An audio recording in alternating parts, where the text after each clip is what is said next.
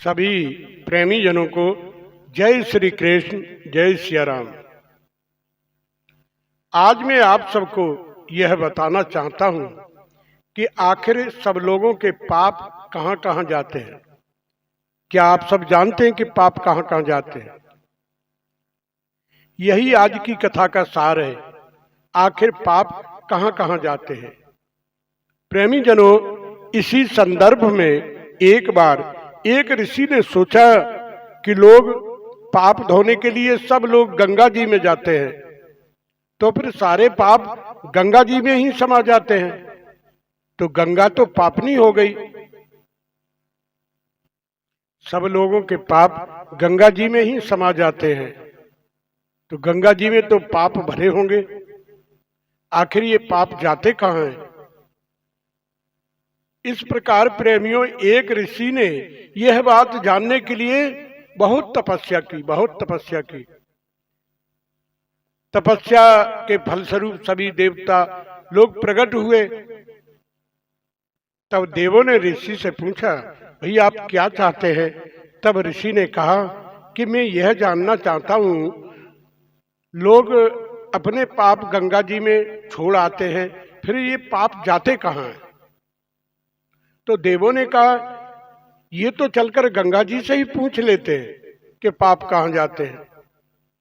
प्रेमी जनों, तब ऋषि और देव सभी गंगा जी के पास पहुंचे और कहा, गंगा जी से कहा, हे गंगे, तुम यह बताओ, लोग यहाँ पर आते हैं, स्नान करते हैं, सारे पाप तुम में समा जाते हैं, इसका मतलब तुम पापनी हो गई। तब गंगा ने कहा, मैं कैसे पापनी हो गई? मैं तो सभी पाप लेकर समुद्र को अर्पित कर देती हूँ। ये बात तो समुद्र ही बता सकता है कि पाप कहाँ जाते हैं। इसके बाद ऋषि और देव समुद्र के पास गए और उनसे पूछा कि हे सागर, गंगा सभी पाप आपको अर्पित कर देती है, तो क्या आप पापी हो गए?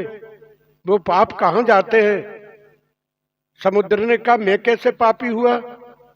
मैं सभी पापों को भाप बनाकर बादल बना देता हूं, मुझ में कोई पाप नहीं रहता। ये बात तो बादल ही बता सकते हैं कि पाप कहाँ जाते हैं। तो प्रेमी जनों, सब ऋषि और देव बादलों से जाकर कहा कि भाई बादल, ये बताओ, तुम में तो सब में पाप भरे हुए हैं। बोले क्यों? कि समुद्र सारे पापों को बादल बना देता है, इसलिए तुम पापी हो, तुम में पाप भरा हुआ है। बादलों ने कहा, मैं पापी कैसे हुआ?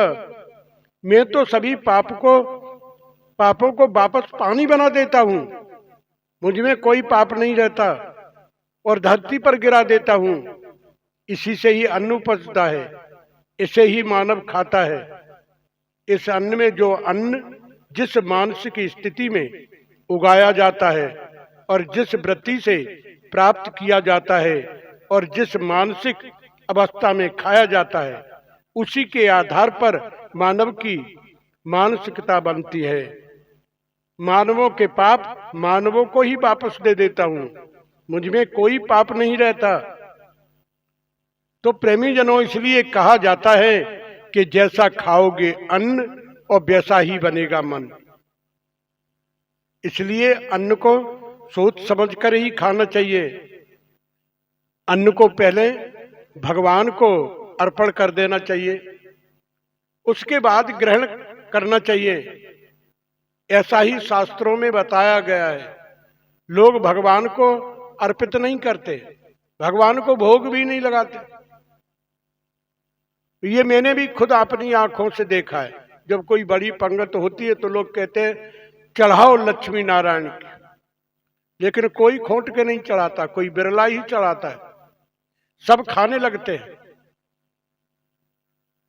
इसलिए हमारा आप सबसे यही कहना है कि अन्न को सोच समझकर खाएं।